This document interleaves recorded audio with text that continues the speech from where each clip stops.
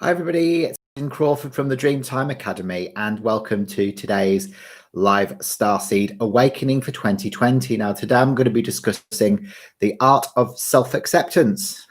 Now for all of you empaths and sensitive starseeds out there, this is going to be quite a challenging one because we do tend to have an inner demon, like a self-saboteur that will try and prevent us from doing the great work that we've come here to do. And, there's numerous different shadow patterns that we can actually all experience, and various different ones during different periods of our life.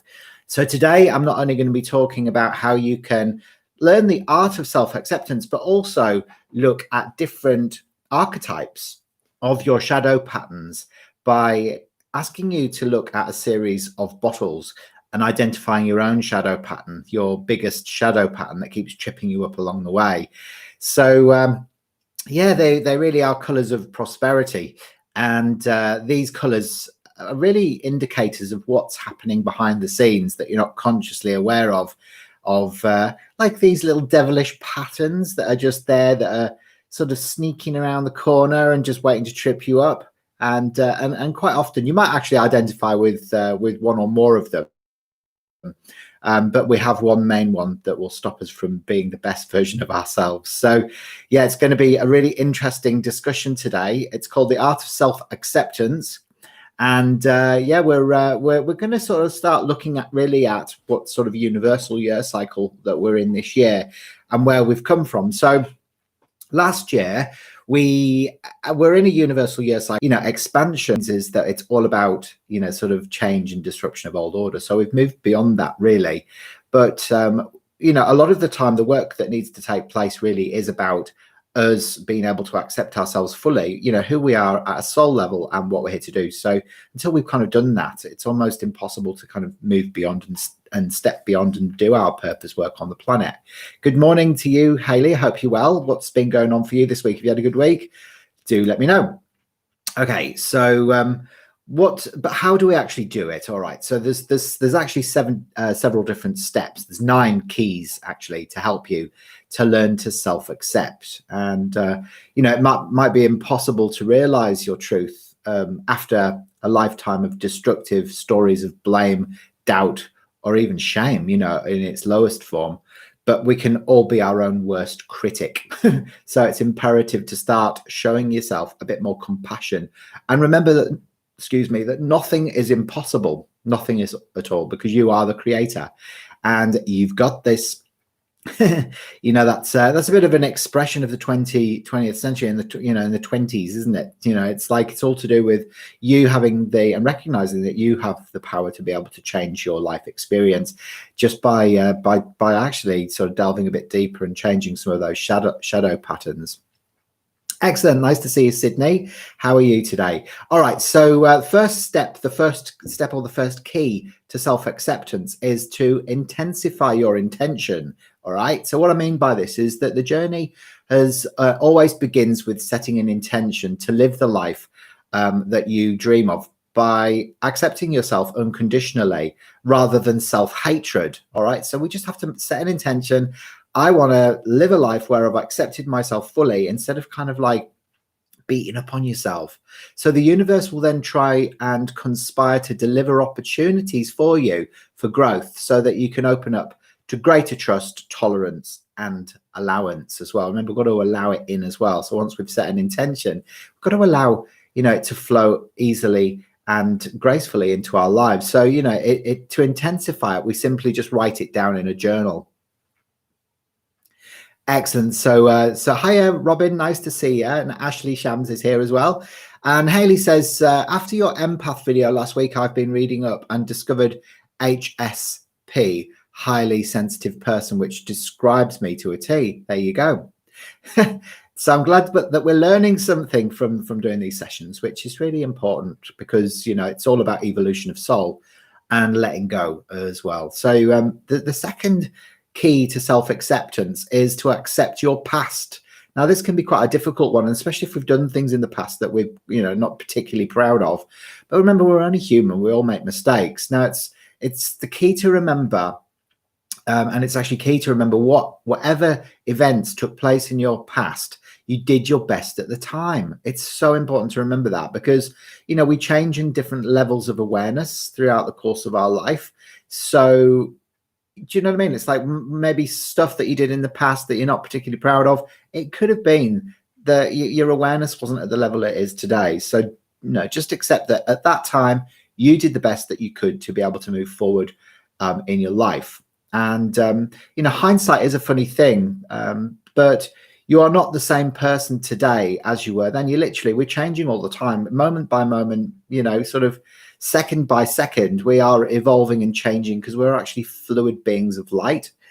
And remember that you have evolved, grown, and quite simply, you know, that you aren't that same person anymore. So, you know, really forgive yourself, and just know that you were in a process of you know, self-evolution and self-awareness expansion. All right, so that's the second key then. So it's accepting the past. The first key is to intensify your intention, and the second one is to accept the past. Hi Mar, it's good to see you here. So we've got Mar and Ashley, Sydney and Haley and Robin in here, enjoying today's session on self-acceptance. And it's for all you starseeds out there who are here to kind of make a bit of a difference on the planet. Okay, so the next one that we've got is, actually I might just tone down the color a little bit. It's a bit garish, isn't it, today? That might be a bit better. Excellent. All right, are we feeling better there? There we go. It's a bit better, isn't it? Brilliant. So the third one is to seek solutions. So your third key to self-acceptance is to seek solutions. So ask yourself the question, what can I do today to make me feel more satisfied? What can I do today that's going to make me feel more satisfied?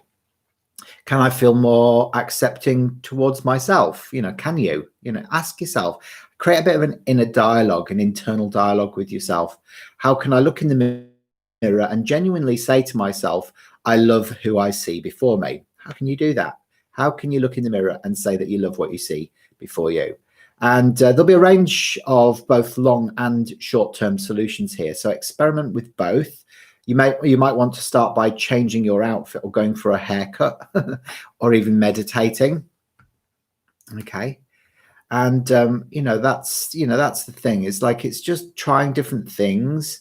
So think about the actions you take right now to solve your problem. So note that there is always problems, and note that there will always be things that you can do about them. So it's almost like what we have to do is we have to become a bit more solution orientated. You have the power to solve them. So for more long-term issues, simply write them down and create a plan of action. All right, so that's what we have to become, solution orientated. We have to accept our past, and we've got to intensify our intentions. Now, the fourth key is to embrace failure. We're not always going to win. Like, we're not always going to get the result that we want. And actually, sometimes not getting what we want is a wonderful stroke of luck. So it's important to realize that perfection isn't the goal. All right. So, you know, flawlessness, Sydney, isn't the goal. It's really not about that. It's really got nothing to do with it. You know, it's really about the imperfection in life is where growth is incubated. So we've got to recognize really ourselves as being perfectly imperfect. Mistakes always make a better human being. So stop being so hard on yourself when you venture off the right path. I mean, the thing is, like, we're always going to have moments where we make mistakes. And remember that when we fail, that we're actually closer to success. There you go. Oh, you meant the lighting. Oh, I don't know. It's temperamental, I think, my computer. So number 5 is daydream on your success. Okay, so the next key to self-acceptance is daydream. All right, daydream on your success. So it's essential to refocus on what you've done right and not the things that you're judging as wrong. Remember, it's only your own judgment that you're perceiving what you did, you know, that you're not particularly proud of as being wrong. Nothing's right or wrong, just is. We make decisions all the time, and then we get consequences for our decisions as well. So Robin says, opening the heart in problems and situations helps let in least resistant solutions when you feel failure or stress. Exactly. Opening the heart in problems and situations. Exactly. Just be compassionate about it all and learn to love all the shadows as well. So really, it's about daydreaming as well, so it's about even just to survive is an achievement in itself these days, isn't it? Like, with all the whole COVID thing going on, just being alive, just being here and breathing is a massive achievement. So think about all the things that you've done that make you more lovable, worthy of other people's acceptance and your own acceptance, and know that you are worthy to be loved. Just know it. All right. So yes, everybody is unique in their own way. None of us are two people are identical, so we each have these beautiful aspects of ourselves that we can actually learn to love if we haven't already done that. So it's about recognizing your individuality. Okay. So that brings me on to the next one, which is actually recognizing your individuality. So how do you express yourself that's unique to you and makes you lovable? So have a think about that for a moment. What do you, how do you express yourself that's totally different to everybody else that Like for me, I know that I express myself in very different ways to most other people around me, So, how do you align your life to what you are, to what you truly value? So how do you align your life to what you truly value in your life? What makes you different? Do you have any talents or abilities that you like about yourself? So try not to compare. Remember that you don't have to be exactly like everyone else. You just have to, sort of tread your own path, do what brings you joy, irrespective of what other people think, and make a list in your journal of all the traits that you're proud of, and then try and express them in your daily life. Just think, well, how can I, sort of take action and commit to taking those actions on a day-to-day basis of all of the, the amazing personality traits that I'm proud of about myself, that I love about myself. How can I commit to taking actions to utilize those skills, talents, and abilities more? And then number 7, so the 7th step to self-acceptance is to ignore the negatrons. Now, I've always called, people around you that are like critical or judgmental of you, or, sort of think that they know better ways of doing things, as negatrons, really, because they're the people that are kind of almost shadowing your fears, and they're just verbalizing it, and then they become a mirror of your fears. So observe the type of people that you tend to surround yourself with. Do they lovingly support you, or do they negatively reinforce destructive self-talk? So are they putting you down? Because if they are, then it's like they are mirroring your inner critic. Why do you allow them to do this? Why are you giving them permission to put you down? Like, why? Is that because there's an aspect of you that you've not learned to love yet? Maybe it's time to make a conscious choice to ignore them and remove them from your life completely. Sometimes, cutting people off is the best way. But, not always. We sometimes have to just try and work solutions out so that we can learn to live together in the unity consciousness. At the end of the day, it's about being a collective and, teaming together and being strong rather than isolating people and cutting people off. It's trying to see things from different people's perspective. So Sydney says, chasing art in college and university and learning anything and everything that draws me. So far, it's a 21 item list. Wow. I'm in theatre arts and performance in college despite fibro and TED. Well, good for you, Sydney. And that's the most important thing, is like following your dreams and following your passions. I did when I think I was 18. I went to Longlands Art College. It was like a college of communication media. And that's what I wanted to do. I just wanted to learn how to make videos. So who would have thought that I would have been still doing it some like 30 years later or whatever it is now. Okay, so then we've got like number 8. So the 8th key to self-acceptance is wave farewell to fallen dreams. dreams. All right, so this one's an interesting one, because if you cannot accept your current set of circumstances compared to what you've hoped for in your life when you were younger, it might be the right time to grieve the loss of your fallen dreams and simply refocus on becoming the best version of yourself from where you are right now. Okay, so wave goodbye to those dreams. You know, letting go of those old paradigms will set you free from inner turmoil and create new space for fresh creations. Yeah, exactly. Thank God I did. I know. Well, I was always I was guided to kind of work in the media, but then when I actually found myself working in London, I actually worked for the Mirror Group newspaper group in Canary Wharf for about a year. It was for a tabloid TV station owned by Kelvin Mackenzie, and I hated it. I couldn't stand it. It was just so fake, and you know, I ended up producing a show called Blonde, Busty and Keen, which was so totally against what I believe in. And I actually developed a concept for a new game show called Slaves, which is just terrible as well. So, you know, it was just like this horrible, you know, sort of period of my life where I was so utterly disappointed. But fortunately, my degree actually was in art and time-based media and art house films. And more sort of, you know, sort of left of center filmmaking techniques rather than mainstream. So I've never really resonated with mainstream. Yeah, so Robin said that's so true. It's a really good tip. And Sydney says my main profession is so real. It's handed us imaginary buckets and said pick a spot and paint. And that's just the beginning. It was very lucky I found my college. There you go. That's absolutely right. It's like we know that we, you know, that we have these incredible, you know, sort of gifts handed to us, and actually we just have to recognize them. And then actually the number 9, the ninth step to, you know, for us to self-accept is to reconnect to your higher self. So by interacting with your higher self, you'll be able to access information outside of your conscious awareness.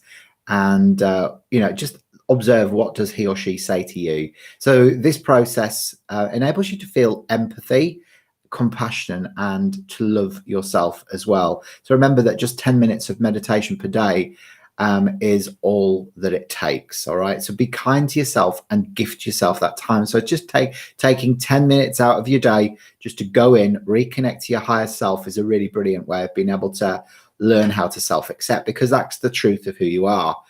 That is what's your truth. It's not the, you know, the talk or the dialogue or the stories or the behaviors. That's not who you truly are. And then step number 10 is to bathe in coral energy. So coral is the color of self-acceptance in the color mirror system. This is this one here. We're going to be talking more about, you know, the different saboteurs that we have that are held in color. So I'm going to be showing you some colored bottles, and I want you to pick out the one or two that represent your biggest shadow pattern, and then I'll be able to tell you how that can trip you up in your life. But this number 3, this is all about self-acceptance. So there are actually 3 bottles in the color mirror system that all are perfect to support your journey during 2020 to clear destructive patterns from your cellular memory so that you can actually fulfill your true potential.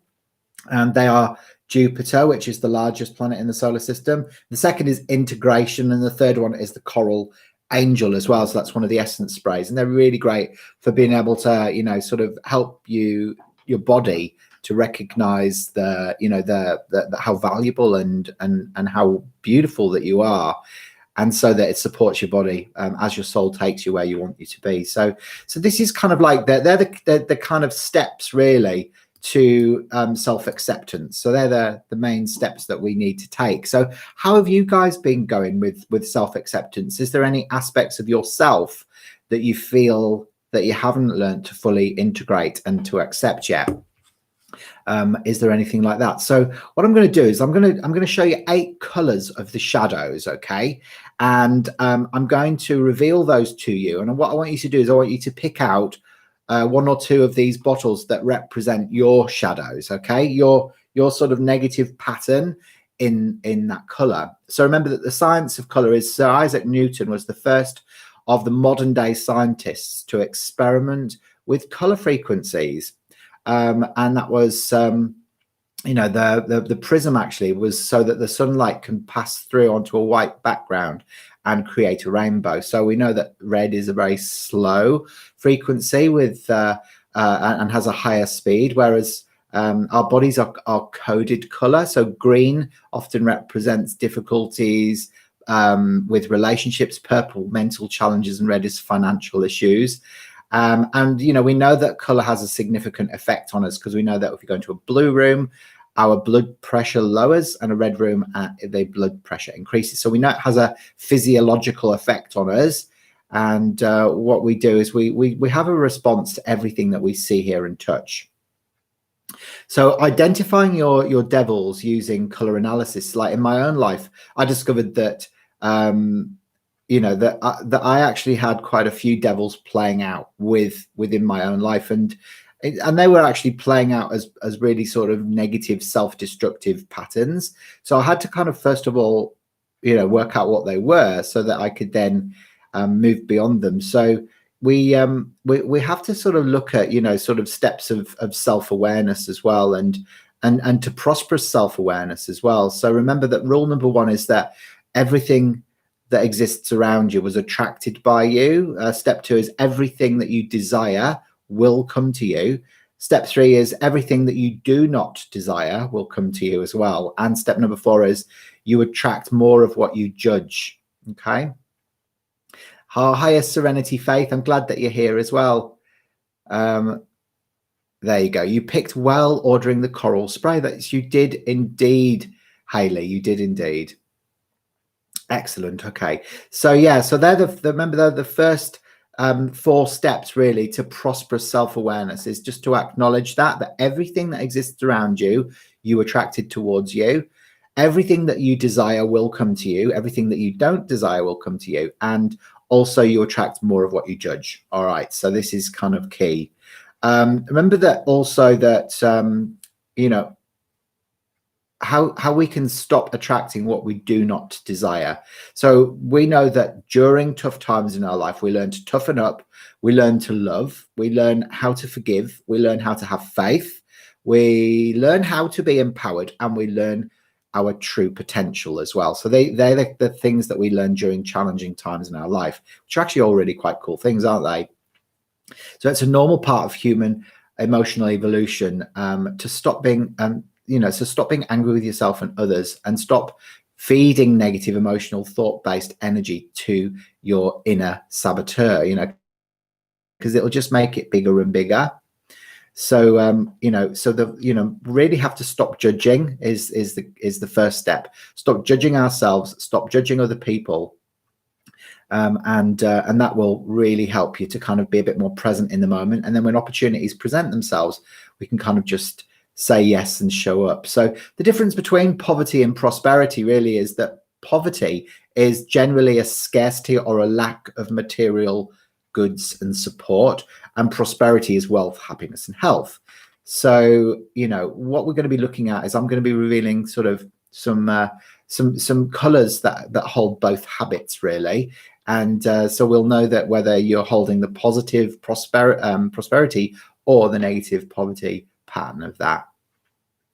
Okay, so remember that you must look at what's not working in your life, own it, and begin working at not adding any more negative thoughts and feeding that story. You need to start to clear out that old story, and you need to start working only from the prosperity story and the positive magnetic force field. So really, so you know when your devils have taken control of your life, or your shadows, when you respond to these behaviors. So when you deny, when you defend, when you delay, when you deflect, when you negotiate, or when you try and justify, they are all kind of like saboteur patterns. All right, they're the shadow patterns. So you know that if you're denying, defending, delaying, deflecting, negotiating, or justifying, that you've fallen into those roles. Okay, so do any of you have any of those patterns that play out? Okay, so this is what we're going to do. I'm going to show you some colors. Okay, so I want you to tell me, out of the colors that I'm showing you now, which one or ones are representing your shadows more. Okay, so that's number one. Okay, so what we're trying to identify here is your biggest shadow patterns. All right, it's like your little inner saboteur. So this is the first one. All right, so this is pink over pink. Your second one, which is coral. All right, so that's coral, that's Jupiter. So that's it's actually, it's just coral over coral. Number three. Okay, so that's gold, pale gold. So Tabitha says that relates. Excellent. Excellent. I'm really pleased, Tabitha. So that's number three. So that's pale gold over pale gold. So we're looking at shadow patterns here. Number four, which is this one here, which is turquoise over turquoise. Okay, so which one or ones represent your shadow patterns? And there's actually 8 of them. Number 5, which is diamond. Okay, so that's sparkly diamond. Okay. And then we've got this one. Number 6, magenta. Number 6 is magenta. Okay, that's number 6 is magenta. Number 7, olive. Number 7 is olive. Okay, and number 8 is platinum. Okay, so there you go. So you have got those ones there. So we had number 1, number 2, number 3, number 4, number 5. I can't remember what order I did them in now. 5, 6, 7, 8, 9. I think it was right. Anyway, we'll know when we get there. So Ma says number 1. One Love says number 1. Sydney says number 6. Tabitha says the gold one. There you go. One Love says, oh, is this live? Yeah, we're live this morning. So it's great that you've managed to catch us. Okay, so those are the colours of your shadows, all right, or your positive, your prosperity or your poverty patterns. So pink. Okay, so if you chose the pink one, the actual negative pattern is actually called the pink victim. All right. So if you chose the pink bottle, the devil will throw you a set of circumstances that will frustrate you, anger you, and set you up to be rescued by others, adding to the humiliation and feelings of powerlessness. So it's actually the victim. So this is the playing the role of the victim. When we will act it acts up especially badly when we feel tired or stressed or in poor health, and it takes over your emotional reactions. So it will grow in strength until you identify yourself as a victim. So you have a victim devil in charge of you when you believe that other people or organizations have more power than you. Okay, so that's your pink victim. Okay, so this one is this really is something that can trip a lot of people up. If you think about pink is infused red energy, and red is survival. So when it's infused, it can mean that you can play the role of the victim. All right, so that's like a pattern. So there's ways in which we can kind of move beyond those things. And the act of giving is actually an act of prosperity. So when you start giving, the law of attraction registers that you have more to give, so it starts sending you more, so you can give more. So do not have expectations attached to what you give, as the law recognizes that you're already that you're being needy, and so it'll stop sending you more of what you need. So don't have the expectations attached to it. Okay, so just give. So when we're feeling like a lack of abundance, the more we give, the more we actually receive, but just do it out of love. So if you picked out bottle number 2, which was, I think, the coral bottle, this one is actually, this devil undermines you when you start to lack faith in your abilities and faith in the silent workings of the universal law. All right. That you cannot see, hear, feel, or touch. And it reminds you that you, on previous times, you had faith in others, they let you down. So this one actually delves into your childhood experiences of where you were innocent and trusting and your parents failed to deliver your wishes. So this is the devil, which is actually gives up just before miracles arrive, and it takes control, and it kind of like, it would almost like it would give up right at the last minute. So this one is another devil as well. So the archetype is actually called the prostitute, because it gives up and sells its body on the street corner just before the miracle arises. All right, so it undermines the faith and abilities in yourself and the universal law. Okay, so that's your shadow that's held within coral. If you picked out the gold bottle, this one's known as the saboteur. Okay, and this is like, you have to conquer the fear of your own power. So gold in color therapy is all about power. So if you're looking at ways to achieve your highest goals in the shortest time, gold says that there's a serious glitch in the plan, and there is a fear of being successful, and maybe that you're unaware of this fear. So it's kind of like a fear of success, and it would sabotage it. So what would happen, if you became successful? Maybe you've never had prosperity and abundance and value and things like that in your life.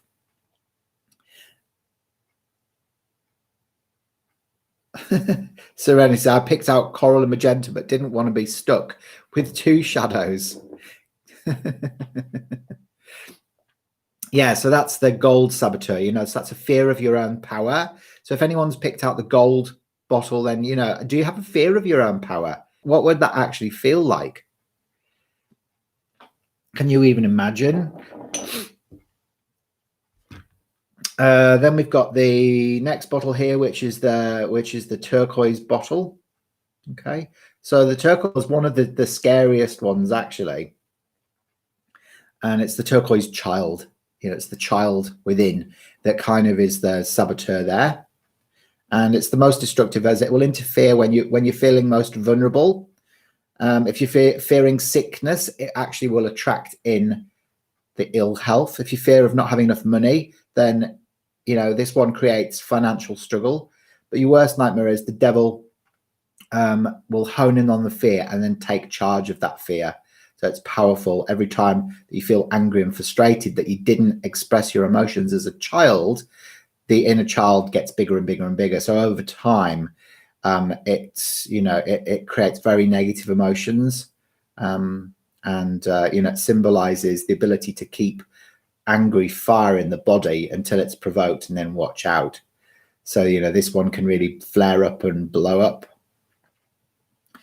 Okay, so really, when you befriend the child devil, you must befriend its playmate, the dragon, and it can turn that into a power animal and propel you towards your goals. Okay, because the dragon is the devil child, where it hasn't spoken up and it feels victimized, and then it happens more so when you're feeling really vulnerable. So do you relate to that? Yeah, it's quite spooky, isn't it? And then the next one is the magenta one. Now this is like, for all those people who want to be of service, and it plays havoc. It's called the magenta servant, and it plays havoc when you set your intention to be of service to others. It mainly affects people who want to make a difference on the planet. That's all you starseeds, really. The moment you feel this work is a struggle is the moment the devil will drag you in a downward spiral. He wants you to feel like a martyr, abused and powerless. It becomes active when you no longer feel of service and instead feel more like a servant. All right, so it's going from being of service or being a servant to everybody. So he wants you to burn out mentally and physically and make you feel undervalued by your industry as well. So the question is, you will question who you are and the meaning of your life with this one. Okay, so here the question, here you're asked to question the intention that underlies your need to be of service. Okay, so why do you feel like you have a need to be of service? What's the decision based on judgment that wasn't perfect and needed fixing? All right, so why do you feel like you need to fix the world?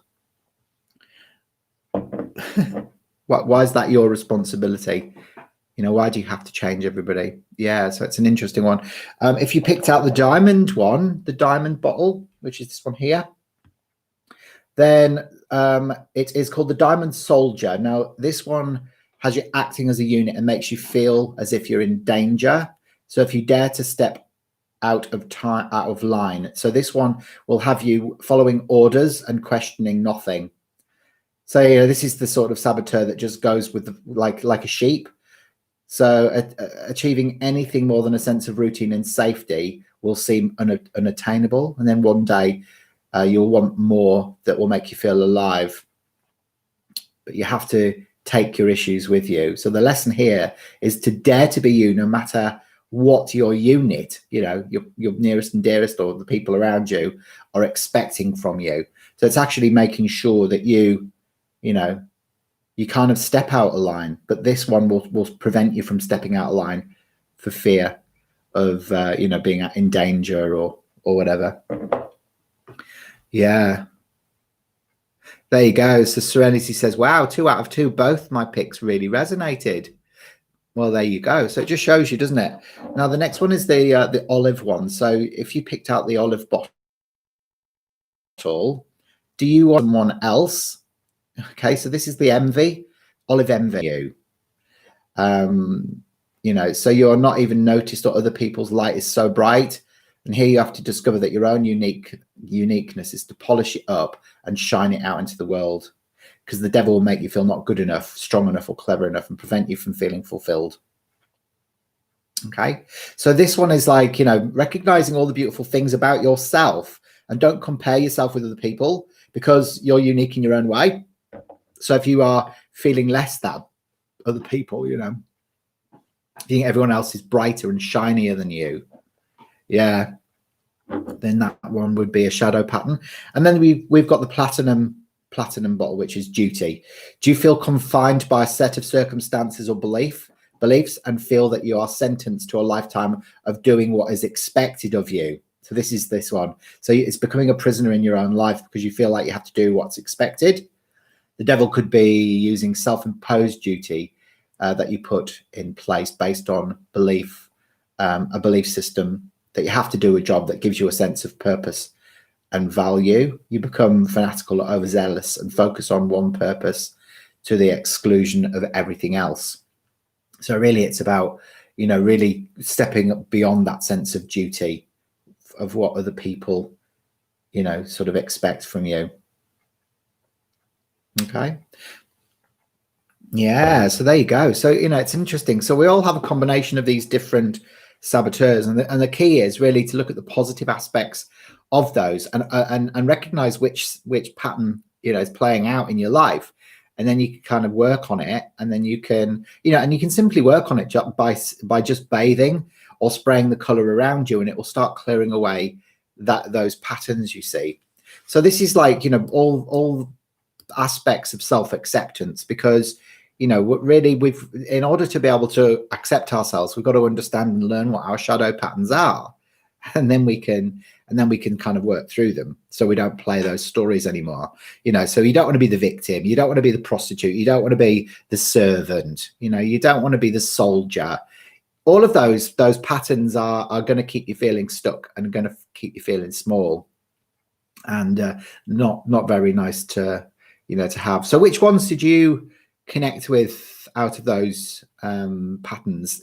Is there anything that you feel like you're doing already that's going to help you move beyond them? Leave a few comments and let me know what you think, you know, what you thought, and if you were aware of your shadow patterns as well. You know, were you actually aware that you had those playing out that were sort of keeping you stuck in a bit of a vicious circle? So let me know what your thoughts are there. Okay, and then we can discuss. Let's discuss what we can do. So One Love says, I love the green. Okay, so you love the olive green. Olive green in color therapy is a very soft feminine power that can never be abused. It's beautiful, and it's always about fresh new spring rebirths, you know, and it's actually a beautiful remedy to be able to reconnect your heart and your solar plexus, so your sense of love and power together. And when we have power and love combined. It's a feminine power that can never be abused. There you go. I'm glad that you've enjoyed it, Tabitha. That's really important, to sort of just become aware of what's going on for you, and it can really start to help you move mountains within your own life. There you go. So Ashley says, I was aware, great confirmation. Now I know what to focus on. Excellent. That's really good. Good.